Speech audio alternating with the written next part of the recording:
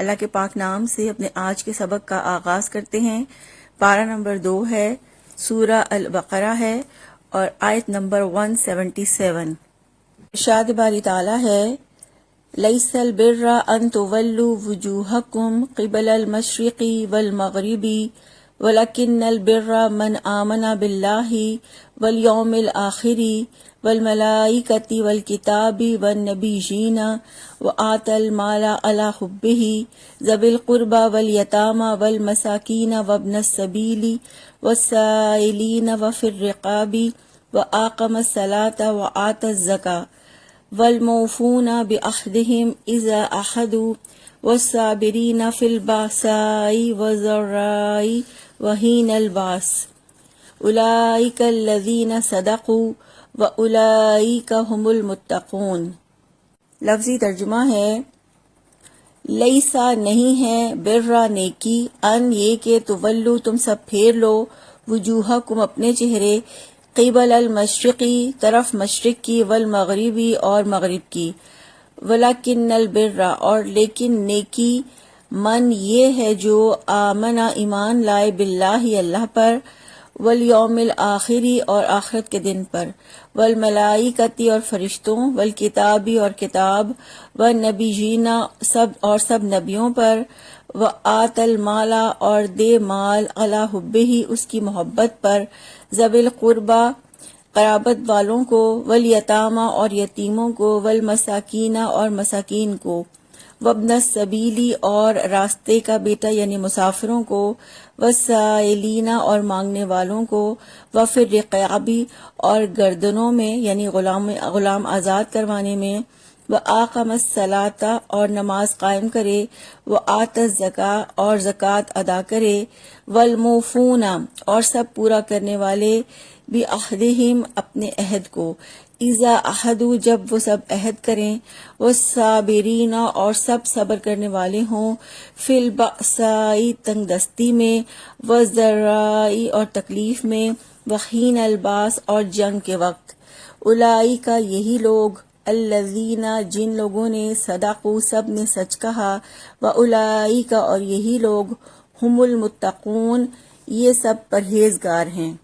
بامحاورہ ترجمہ ہے، نیکی یہ نہیں ہے کہ تم اپنے چہرے مشرق اور مغرب کی طرف پھیر دو، لیکن اصل نیکی اس کی ہے جو اللہ تعالیٰ پر، آخرت کے دن پر، فرشتوں پر، کتابوں پر اور نبیوں پر ایمان لائے، اور مال دے اس کی محبت کے باوجود رشتہ داروں کو، یتیموں، مسکینوں، مسافروں اور سوال کرنے والوں کو اور غلاموں کو چھڑانے میں، اور نماز قائم کی اور زکوٰۃ ادا کی اور اپنے عہد کو پورے کرنے والے ہوں جب وہ عہد کریں، اور تنگ دستی، تکلیف اور لڑائی کے وقت صبر کرنے والے ہوں، یہی لوگ ہیں جنہوں نے سچ کہا اور یہی پرہیزگار ہیں۔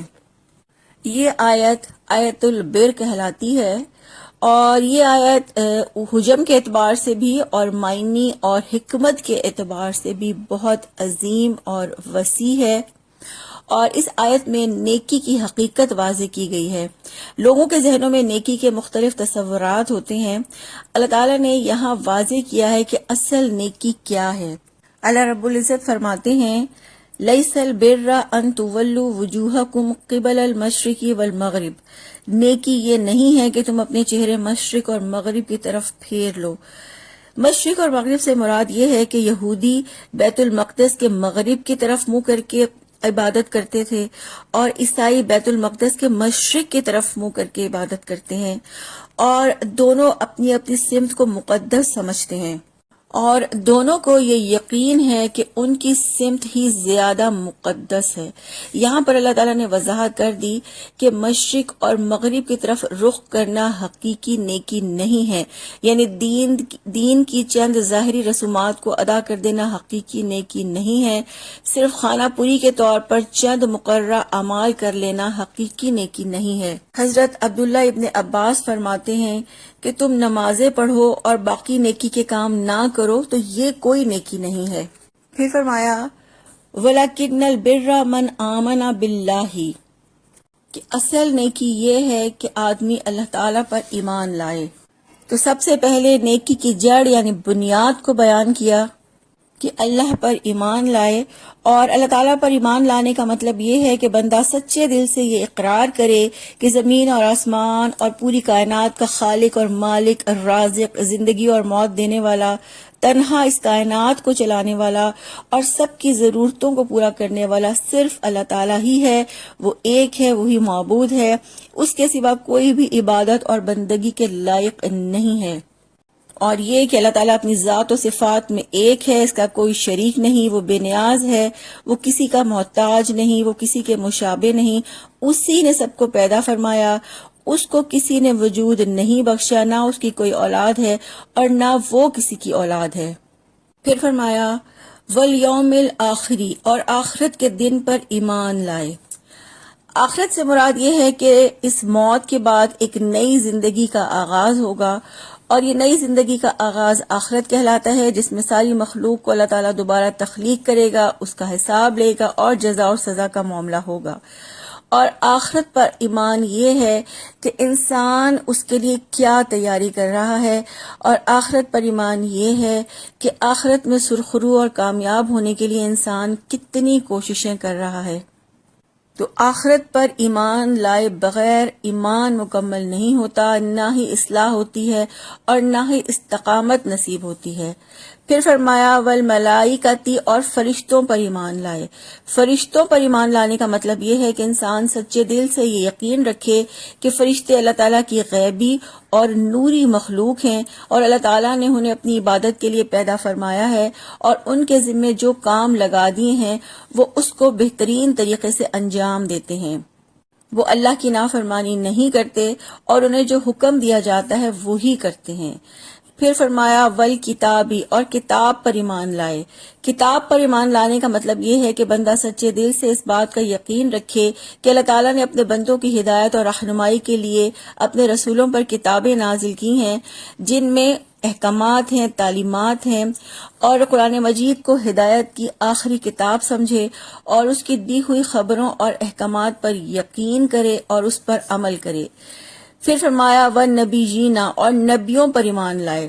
نبیوں پر ایمان لانے کا مطلب یہ ہے کہ بندہ سچے دل سے یہ یقین رکھے کہ اللہ تعالیٰ نے اپنے چنے ہوئے بندوں کو عام انسانوں کے لیے نبی اور رسول بنا کر بھیجا ہے، اور یہ کہ تمام نبیوں کی دعوت ایک ہی تھی۔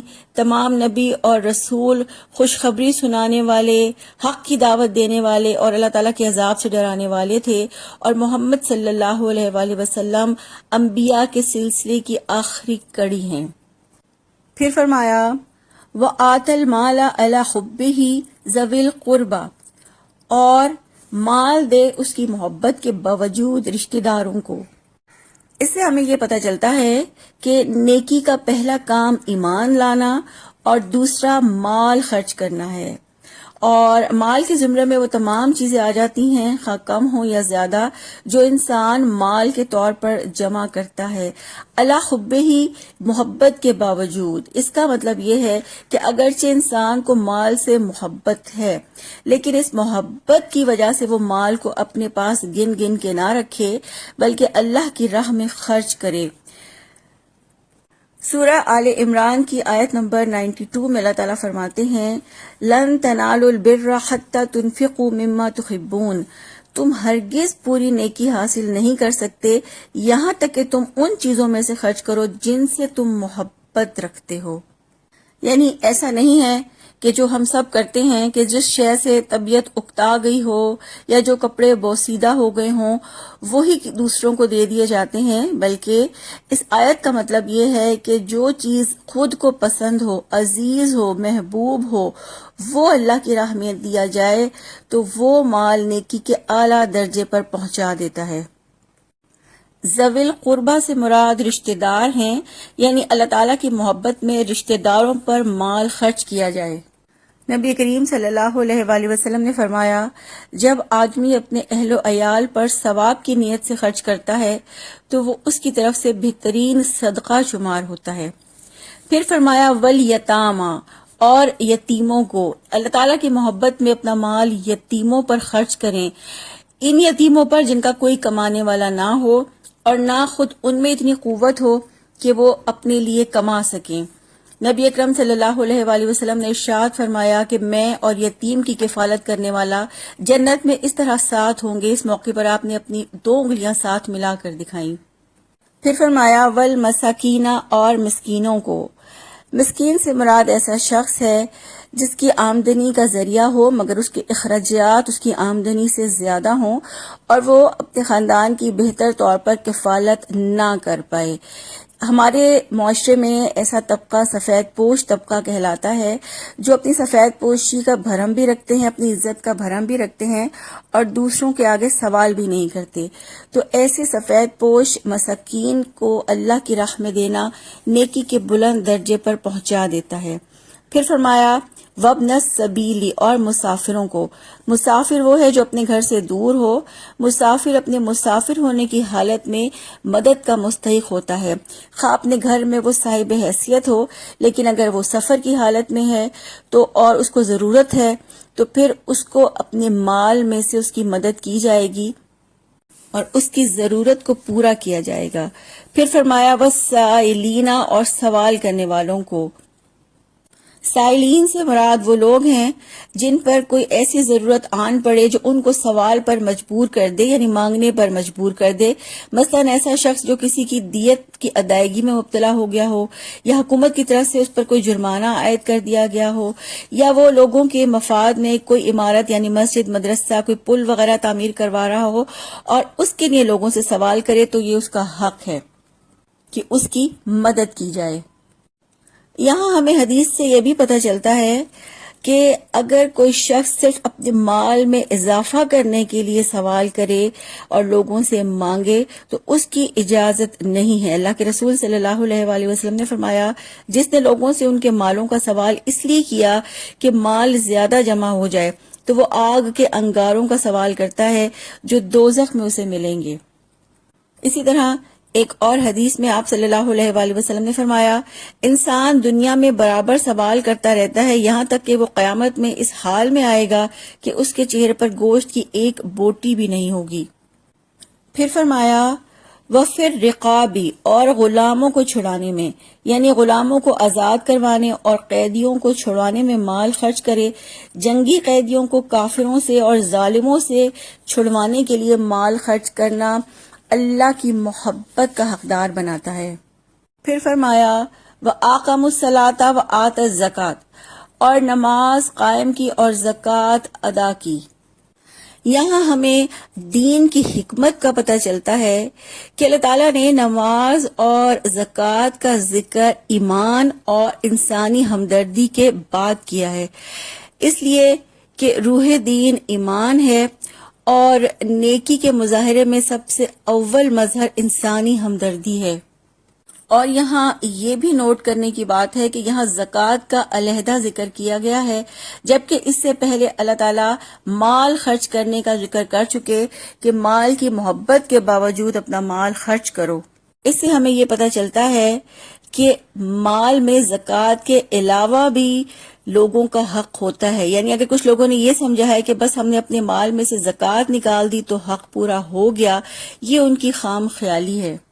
اور یہاں ہمیں یہ بھی سمجھ لینا چاہیے کہ ایمان اور انسانی ہمدردی کے بعد نماز اور زکوٰۃ کا ذکر کرنے کی حکمت یہ ہے کہ ایمان کو تر و تازہ رکھنے کے لیے نماز ہے اور انسانی ہمدردی میں مال خرچ کرنے کے جذبے کو پروان چڑھانے اور برقرار رکھنے کے لیے زکوٰۃ ہے. یعنی نماز اور زکوٰۃ افضل عبادات ہیں اور انہی کے ذریعے سے ایمان تازہ ہوتا ہے. پھر فرمایا والموفون بعہدہم اذا عہدوا، اور اپنے عہد کو پورا کرنے والے ہوں جب وہ عہد کریں. عہد کی پابندی نیکی کا کام ہے. نبی صلی اللہ علیہ وآلہ وسلم نے فرمایا اس کا کوئی دین نہیں جو عہد کی پابندی نہیں کرتا. عہد کی پابندی نہ کرنا، وعدہ توڑنا، یہ نفاق کی خصلت ہے. عہد توڑنے والا منافق کہلاتا ہے. پھر فرمایا وَالصَّابِرِينَ فِي الْبَأْسَاءِ وَالضَّرَّاءِ وَحِينَ الْبَأْسِ، اور تنگ دستی، تکلیف اور لڑائی کے وقت صبر کرنے والے ہوں. الصابرین سے مراد صبر کرنے والے ہیں، یعنی وہ لوگ جو مصیبت پریشانیوں کا مقابلہ کر کے ڈٹے رہتے ہیں، اللہ تعالیٰ کے احکامات کی اطاعت کرتے ہیں اور ان کاموں سے رکتے ہیں جن سے اللہ نے منع فرمایا۔ اللہ تعالیٰ نے صبر کو نیکی قرار دیا ہے۔ پھر فرمایا البأسائی، اس سے مراد فقر و فاقہ کی شدت اور تنگ دستی ہے، جو فقر و فاقہ اور تنگ دستی میں صبر کرتے ہیں، کیونکہ اس کی وجہ سے انسان جسمانی اور روحانی طور پر تکلیف میں رہتا ہے۔ جب گھر والے بھوک کا شکار ہوں اور باقی لوگ نعمتوں سے فائدہ اٹھائیں تو اسے تکلیف ہوتی ہے، اور جب وہ اپنے گھر والوں کو لباس فراہم نہیں کر سکتا جو اسے موسم کے سرد و گرم سے بچا سکتے ہوں، اور اللہ تعالیٰ سے ثواب کی امید سے وہ اس پر صبر سے قائم رہے، تو یہ اس کے لیے بہت بڑی نیکی ہوتی ہے۔ پھر فرمایا وَالضَّرَّاءِ، اور بیماری میں۔ ضرائی سے مراد ہر طرح کا نقصان، تکلیف یا بیماری ہے، اور اس میں ہر قسم کی وہ بیماریاں بھی آ جاتی ہیں جس سے انسان کمزور ہو جاتا ہے، جسم تکلیف محسوس کرتا ہے، اور اگر بیماری طویل ہو جائے تو اللہ تعالیٰ سے ثواب کی امید کے ساتھ صبر کرنے کا حکم ہے۔ پھر فرمایا وحین الباسی، اور لڑائی کے وقت، یعنی دشمنوں سے لڑائی کے وقت صبر سے کام لے، کیونکہ انسان کی فطرت ہے کہ وہ قتل ہونے، زخمی ہونے یا قید ہونے سے گھبراتا ہے۔ بس ایسی صورت میں، یعنی لڑائی کی صورت میں، اگر انسان اللہ تعالیٰ سے ثواب کی امید رکھتے ہوئے صبر کا مظاہرہ کرے اور دشمن کے ساتھ لڑائی میں ڈٹا رہے تو یہ اس کے لیے بہت بڑی نیکی ہے اور بہت بڑے اجر کی بات ہے۔ یہاں یہ بات بھی یاد رکھنی چاہیے کہ جو انسان اللہ تعالیٰ پر بھروسہ کرتا ہے وہ تنگی مصیبت حتیٰ کہ جنگ کے دوران بھی، یعنی ہر حال میں اللہ تعالیٰ کے راستے پر جمع رہتا ہے، ثابت قدم رہتا ہے۔ پھر فرمایا اولئک الذین صدقوا واولئک هم المتقون، یہی لوگ ہیں جنہوں نے سچ کہا اور یہی لوگ متقی ہیں، یعنی یہی لوگ ہیں جو اپنے ایمان میں سچے ہیں، کیونکہ انہوں نے اپنے اقوال، اپنے افعال اور دل سے ایمان کو سچ ثابت کیا ہے، اسی لیے یہ لوگ سچے ہیں۔ اور یہ لوگ اپنے ایمان میں سچے ہیں کیونکہ ان کے اعمال ان کے ایمان کی تصدیق کرتے ہیں۔ حضرت عبداللہ ابن مسعود سے روایت ہے کہ رسول اللہ صلی اللہ علیہ وآلہ وسلم نے فرمایا، بے شک سچ آدمی کو نیکی کی طرف بلاتا ہے اور نیکی جنت کی طرف لے جاتی ہے، اور ایک شخص سچ بولتا رہتا ہے یہاں تک کہ وہ صدیق کا لقب اور مرتبہ حاصل کر لیتا ہے۔ پھر فرمایا وَأُولَئِكَ هُمُ الْمُتَّقُونَ، اور یہی لوگ متقی ہیں کیونکہ انہوں نے اپنے حال، اپنے عمل اور اپنے سلوک سے تقوی کو سچ ثابت کیا ہے، اس لیے کہ وہ حرام کاموں سے بچے، اطاعت کے کام کیے، اور یہی نیکی ہے۔ یعنی سچائی اور تقوی کا دعویٰ تو بہت سے لوگ کرتے ہیں، مگر یہ وہ لوگ ہیں جو اپنے دعوے میں سچے ہیں۔ اللہ کے رسول صلی اللہ علیہ وآلہ وسلم نے فرمایا، اللہ تعالیٰ تمہارے جسموں اور تمہاری صورتوں کو نہیں دیکھتا بلکہ وہ تمہارے دلوں اور تمہارے عملوں کو دیکھتا ہے۔ مجاہد رحمہ اللہ فرماتے ہیں کہ بھلائی یہ ہے کہ اطاعت کا مادہ دل میں پیدا ہو جائے، فرائض پابندی کے ساتھ ادا ہوں اور انسان تمام بھلائیوں کا عامل ہو۔ حق تو یہ ہے کہ جس نے اس آیت پر عمل کر لیا اس نے کامل اسلام پا لیا اور دل کھول کر بھلائی سمیٹ لی۔ اللہ تعالیٰ سے دعا ہے اللہ تعالیٰ ہمیں اس آیت کے ہر حکم پر بہترین طریقے سے ایمان لانے اور عمل کرنے اور آگے پہنچانے کی توفیق عطا فرما دیں، آمین۔ سبحانک اللہم و بحمدک، نشہد ان لا الہ الا انت، نستغفرک و نتوب الیک۔ السلام علیکم و رحمۃ اللہ وبرکاتہ۔